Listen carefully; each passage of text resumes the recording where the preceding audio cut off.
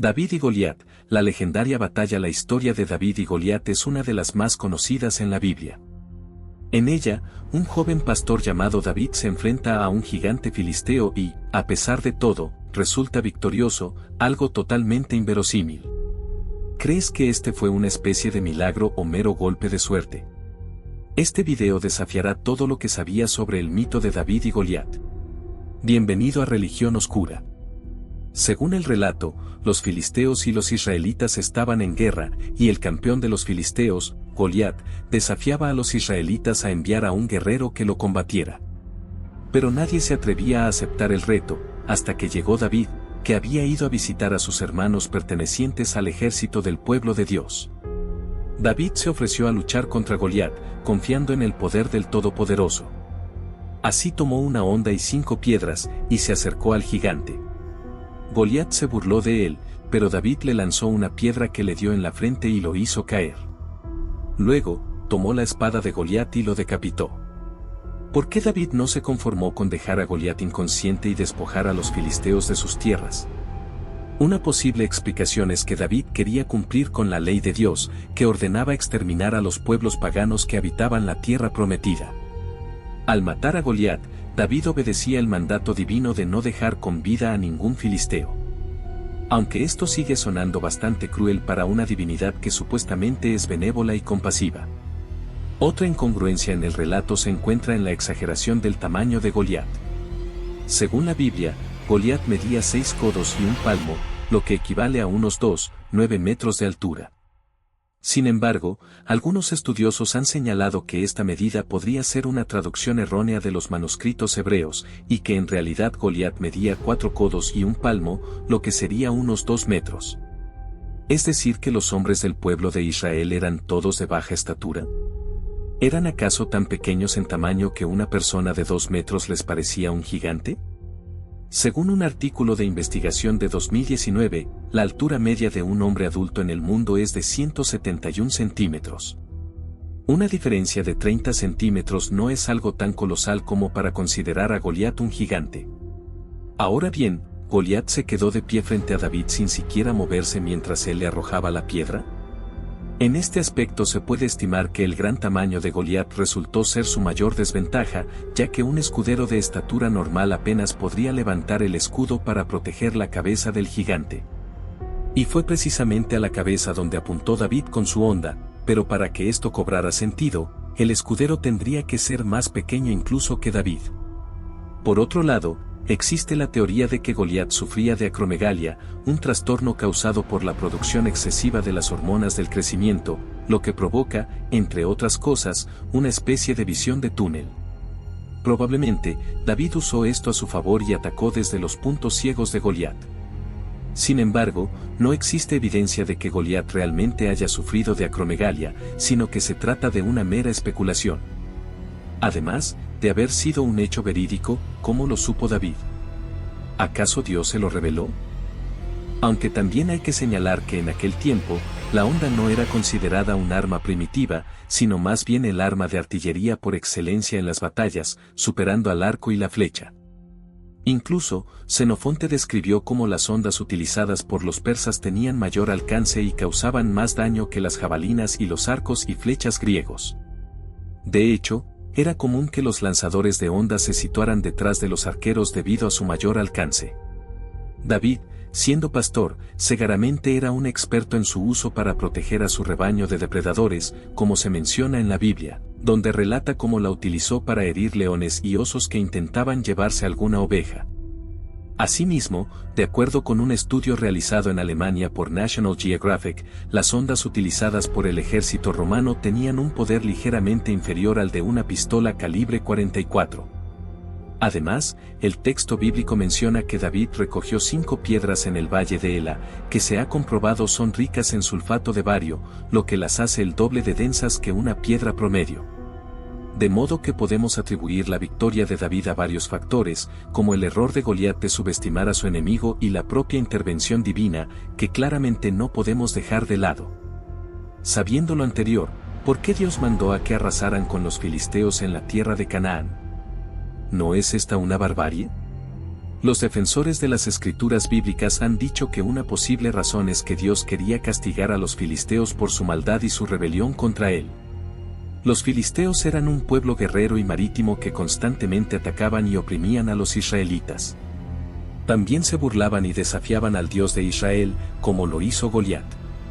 Además, los filisteos capturaron el arca del pacto, el símbolo de la presencia y el poder de Dios, y la colocaron en el templo de su dios Dagón, provocando la ira de Dios, que los hirió con plagas y humilló a su Dios. Por lo tanto, Dios quiso vengarse de los filisteos por su falta de respeto y su hostilidad hacia él y su pueblo, aunque esto significaría que entonces Dios es vengativo. En Isaías, capítulo 42, verso 8, Apocalipsis, capítulo 4, verso 11 y capítulo 19, del 11 al 16 queda manifiesto esto que la venganza de Dios es santa, porque Él es el Rey soberano, que tiene el derecho y la autoridad de gobernar sobre todas las cosas. Él es el creador de todo lo que existe y tiene el propósito de llenar la tierra de su gloria. Él no tolera que su nombre sea profanado, ni que su voluntad sea desafiada, ni que su pueblo sea perseguido. Él defiende su honor, su poder y su santidad, y exige que todos le reconozcan y le adoren. ¿Esto te suena arbitrario, cruel o tiránico? Cuéntanos tu opinión en la caja de comentarios. Después de la derrota de Goliat, los israelitas persiguieron y derrotaron a los filisteos, que huyeron a sus ciudades. David tomó la cabeza del gigante y la llevó a Jerusalén, mientras que Saúl guardó las armas de Goliat en su tienda, y después de esta hazaña comenzó el reinado de David. La existencia de estos personajes es un tema que ha generado mucho debate entre los historiadores, los arqueólogos y los creyentes. ¿Hay alguna evidencia histórica que respalde este relato? Algunos especialistas afirman que David y Goliat fueron personajes reales y que la historia refleja un hecho histórico, aunque quizás con algunos elementos legendarios o exagerados. Otros especialistas sostienen que David y Goliat fueron personajes ficticios y que la historia es un mito, una alegoría o una invención posterior. Pero al día de hoy, no hay ninguna evidencia arqueológica directa que confirme la existencia de David y Goliat, ni la batalla entre los israelitas y los filisteos en el valle de Ela. Tampoco hay pruebas de que los filisteos usaran armaduras de bronce, como se describe en la Biblia, ni de que Goliat midiera casi 3 metros, como se afirma en algunos manuscritos. Para muchos, estos relatos son entendidos como formas simbólicas o alegóricas que representan la lucha entre el bien y el mal, la obediencia y la desobediencia, más que eventos históricos literales. Las interpretaciones pueden variar y dependen en gran medida de las creencias y enfoques teológicos de las personas. En este contexto, David es visto como un tipo o figura de Cristo, que venció al diablo, el enemigo de Dios y de su pueblo, con su muerte y resurrección. Goliat es visto como un tipo o figura del diablo, que se opone a Dios y a su pueblo, y que fue derrotado por Cristo. Desde una perspectiva teológica, se argumenta que Dios estaba cumpliendo un propósito específico en ese momento, estableciendo a los israelitas como el pueblo elegido y asignándoles la tierra de Canaán.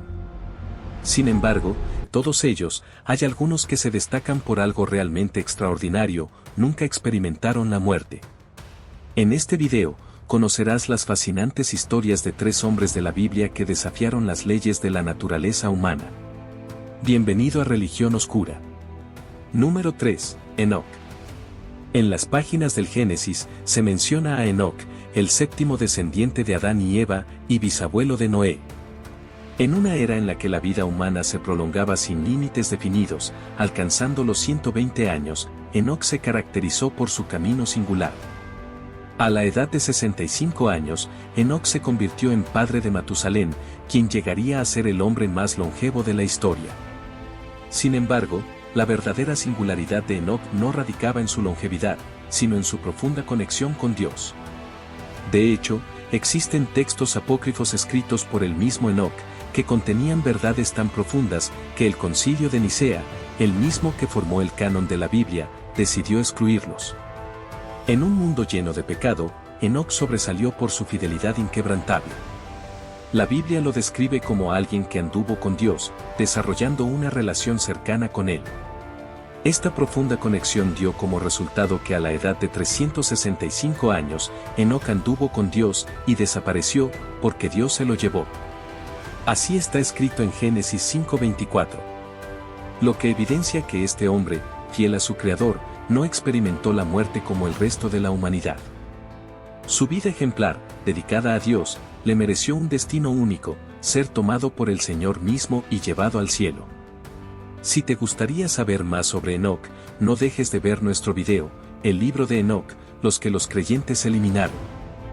Número 2. Elías. En los reinos de Israel, durante el turbulento reinado de Acab y su impía esposa Jezabel, surgió una figura que desafiaría al poder establecido y defendería la fe con valentía inquebrantable, el profeta Elías. Elías no era un hombre común. Su nombre significa Mi Dios es Jehová, y su vida estuvo marcada por una profunda conexión con el Señor. Conocido por su celo por la justicia y su ferviente defensa de la verdadera adoración, Elías se enfrentó a reyes, sacerdotes y al pueblo de Israel mismo, retándolos a abandonar la idolatría y volver al camino de Dios. Los milagros acompañaron el ministerio de Elías. En un momento crucial, cuando la sequía azotaba la tierra como castigo divino por el pecado, Elías oró al Señor y la lluvia descendió con abundancia, rompiendo la sequía y trayendo alivio al pueblo. Pero el evento más extraordinario de su vida fue su partida al cielo. Tras años de fiel servicio al Todopoderoso, llegó el momento de su despedida. Acompañado por su fiel discípulo Eliseo, Elías ascendió al cielo en un carro de fuego. Su partida al cielo simboliza el triunfo de la fe sobre la muerte y nos ofrece un atisbo de la gloria que espera a aquellos que permanecen fieles a Dios. Elías es un ejemplo inspirador para todos aquellos que buscan vivir una vida consagrada al Señor. Su legado nos desafía a defender nuestras creencias con valentía, a luchar por la justicia y a confiar en el poder de Dios para obrar lo extraordinario. En un mundo que necesita desesperadamente de voces proféticas, la historia de Elías resuena con fuerza, invitándonos a ser instrumentos de la voluntad de Dios y a vivir una vida transformada por la fe. ¿Por qué Dios hizo estos prodigios? Antes de hablar del número 1, es importante recalcar que las historias de Enoc y Elías han generado fascinación y preguntas durante siglos. ¿Por qué Dios permitió que estos hombres excepcionales desafiaran el orden natural de la vida y la muerte? Si cuando Adán y Eva comieron del fruto prohibido, el pecado entró al mundo y el castigo del pecado fue la muerte, ¿entonces esto significa que estos hombres siempre hicieron el bien y nunca pecaron? Para comprender este misterio, debemos adentrarnos en la relación única que estos hombres forjaron con Dios. Enoc, llevado por él a los 365 años. Elías, un profeta poderoso que desafió a los reyes y realizó milagros, fue llevado al cielo en un carro de fuego. La partida de estos hombres no fue un capricho, sino una recompensa por su fidelidad y devoción. Su vida ejemplar, dedicada a servir al Señor, les mereció un destino extraordinario y diferente al del resto de la raza humana. Sin embargo, ¿por qué Dios los tomó de esta manera? La respuesta se encuentra en la significancia simbólica de sus partidas. Enoc representa la esperanza de una vida transformada por la fe, mientras que Elías, el profeta llevado al cielo en un carro de fuego, representa el poder transformador de Dios. Su partida simboliza la capacidad de Dios para obrar lo imposible. Entonces, podemos concluir que las partidas de Enoc y Elías no solo fueron recompensas a su fe, sino también mensajes poderosos para la humanidad. Su destino extraordinario nos recuerda que Dios tiene planes extraordinarios para aquellos que le siguen. Estas historias nos invitan a reflexionar sobre nuestra propia relación con el Todopoderoso. ¿Caminamos con Él como lo hicieron Enoc y Elías? ¿Anhelamos una vida transformada por la fe y el poder de Dios? No cabe duda de que Dios tiene planes extraordinarios para aquellos que creen en Él, tanto, que incluso envió a su Hijo a morir por nuestros pecados. Esto no significa que Jesús sí merecía morir, sino que todo lo que padeció en el camino hacia el Calvario, fue porque había un propósito divino para con los hombres. Número 1. Melquisedec. Este personaje, que aparece fugazmente en el capítulo 14 de Génesis, y se presenta como un rey sacerdote que desempeña un papel crucial en la historia de Abraham. Su nombre, que significa Rey de Justicia y Rey de Paz, encierra en sí mismo un aura de grandeza. En su encuentro con Abraham, cuando éste regresa de una batalla victoriosa, Melquisedec sale a su paso para bendecirlo y ofrecerle pan y vino, símbolos que representan la abundancia y la comunión con Dios. Abraham, en respuesta a esta bendición, le entrega a Melquisedec un diezmo de su botín de guerra, reconociendo así su autoridad espiritual. Lo que hace aún más peculiar a Melquisedec es su descripción, se le presenta como un ser sin genealogía, sin padre ni madre, sin principio ni fin de días. Esta enigmática descripción ha dado lugar a diversas interpretaciones, desde considerarlo un ser angelical hasta una prefiguración de Jesucristo. El libro de Hebreos, en el Nuevo Testamento, retoma la figura de Melquisedec y lo compara con Jesucristo. El autor del libro argumenta que Melquisedec, como sacerdote eterno, prefigura el sacerdocio superior de Jesús, quien, a diferencia de los sacerdotes levíticos, no tiene necesidad de ascendencia ni genealogía, pues su sacerdocio es eterno y perfecto. La figura de Melquisedec, aunque breve en su aparición bíblica, ha dejado una huella profunda en la historia y la teología. Su misterio, su autoridad espiritual y su conexión con Jesucristo lo convierten en un personaje fascinante que invita a la reflexión y la búsqueda de un significado más profundo. ¿Conocías a estos tres hombres? Número de la perfección.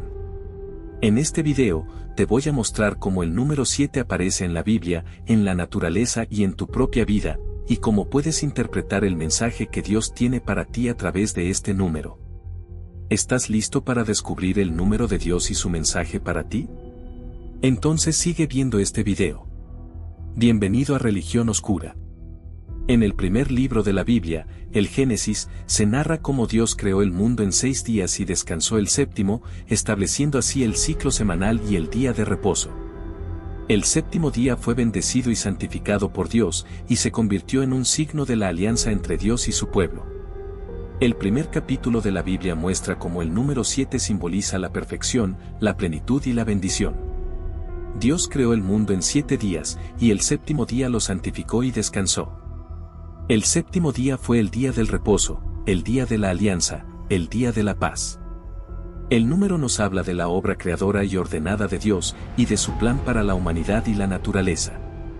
Después, en el libro de Josué, se narra cómo los israelitas conquistaron la ciudad de Jericó, rodeándola durante 7 días y tocando 7 trompetas, hasta que las murallas se derrumbaron al séptimo día, y así, el número 7 aparece en varios capítulos más, de hecho, se menciona más de 600 veces en toda la Biblia. Pero quizá una de sus menciones más interesante sea la del libro de Apocalipsis, donde se narra cómo el apóstol Juan tuvo una visión de los últimos tiempos, en la que vio 7 iglesias, 7 ángeles, 7 cabezas, 7 cuernos, 7 espíritus y 7 tronos. Estos elementos simbolizan la plenitud y la perfección del plan de Dios, así como su juicio y su gracia. En este contexto, el número 7 nos habla de la obra creadora, redentora y reveladora de Dios. El número 7 no solo tiene un significado especial en la Biblia, sino también en la cultura popular. Muchas personas lo consideran un número de suerte, y lo utilizan en diversas situaciones de su vida cotidiana. Por ejemplo, cuando se trata de juegos de azar, el número 7 es uno de los más elegidos por los apostadores, ya que se cree que atrae la fortuna y la victoria. Así, es común ver el número 7 en los números de lotería, en las máquinas tragamonedas y en las cartas de póker. También hay quienes prefieren casarse en una fecha que contenga el número 7, como el 7 de julio o el 17 de septiembre, pensando que eso les traerá buena suerte y felicidad en su matrimonio. ¿Tú también consideras que este número atrae la buena fortuna? Puedes contármelo en los comentarios. Además, el número 7 está presente en muchas obras de arte y entretenimiento que reflejan su simbolismo. Por ejemplo, en el cine, hay películas famosas que tienen el número 7 en su título, como Los 7 Magníficos, 7 Almas o Seven. Estos son solo algunos ejemplos de cómo el número 7 hectáreas influido en la cultura popular y de cómo muchas personas le atribuyen un valor especial y un sentido místico. Pero esto no es solo superstición. En la numerología, el número 7 representa el conocimiento y la suerte. Además, es el símbolo del espíritu y la verdad. También se cree que una persona nacida bajo su influencia suele tener una mente fina e iluminada. El número 7 se asocia con la sabiduría, la introspección, la intuición y la espiritualidad. Es considerado como el número de las personas espirituales y creativas que buscan el conocimiento y la comprensión más allá de lo superficial. Asimismo, es un símbolo de la conexión con el mundo físico y espiritual, y se manifiesta de diversas formas en la naturaleza, la ciencia, el arte y la religión. Por ejemplo, existen 7 colores en el arco iris, 7 notas en una escala musical y 7 chakras en el sistema energético del cuerpo humano. El número 7 nos invita a explorar los misterios de la vida y a conectar con las fuerzas físicas o espirituales, por lo que en algunas culturas es visto como poderoso y que nos ayuda a evolucionar como seres humanos. Ahora bien, ¿cuál es el séptimo día, el cual Dios santificó? No es el domingo, como piensa la gran mayoría de las personas. Según el judaísmo, el séptimo día es el Sabbat, un día sagrado de la semana en el que se debe cesar de trabajar y dedicarse a la oración, la familia y el estudio de las escrituras sagradas. El Sabbat comienza al atardecer del viernes y termina al anochecer del sábado, y es una señal de la alianza entre Dios y el pueblo judío, que recuerda la creación del mundo y la liberación de la esclavitud de Egipto. Esto es sumamente importante si consideramos que el origen de la fe católica cristiana es el judaísmo per se. Popularmente se cree que el día sagrado es el domingo porque es el día en que Jesucristo resucitó, venciendo al pecado y a la muerte, pero realmente se trata del Sabbat. En la cultura occidental, la elección del domingo como día sagrado estuvo influenciada por la adopción del calendario gregoriano en el año 1582, que designa al domingo como el día que inicia la semana. Esto se alinea con la narrativa bíblica donde el domingo representa no solo el descanso, sino también la esperanza y la renovación asociadas con la resurrección, pero no significa que sea la versión correcta, sino de una tergiversación del día sagrado. En Jeremías 17, 24-27, se ha interpretado que aquellos que guardan el Sabbat experimentarán bendiciones que incluyen el éxito en sus empresas y una conexión continua con la herencia espiritual. Ahora bien, no pienses que para que te vaya bien la vida tienes que usar el número 7 como amuleto, más bien, si quieres aumentar tu espiritualidad, investiga cómo se celebra el Sabbat y comienza a guardarlo. Además, también debes considerar que el éxito no depende de la suerte o de los amuletos, sino del esfuerzo, el talento y la actitud, e incluso de la conexión con Dios. A través del Sabbat, la búsqueda de conexión con Dios se convierte en una experiencia que abarca tanto aspectos espirituales como prácticos de la vida. En lugar de simplemente cumplir con rituales, el Sabbat ofrece la oportunidad de profundizar en la relación con lo divino de diversas maneras. La oración también desempeña un papel central en la búsqueda de conexión con Dios, pero no tienes que buscar una iglesia para asistir a cada culto, muchas personas ni siquiera tienen tiempo para eso. Sin embargo, puedes recitar plegarias y dedicar tiempo a la comunión espiritual aporta un sentido a tu vida. Esto no es cosa de ninguna religión, sino de lo que a ti te alimente como ser humano e influya directamente en tu bienestar mental y emocional.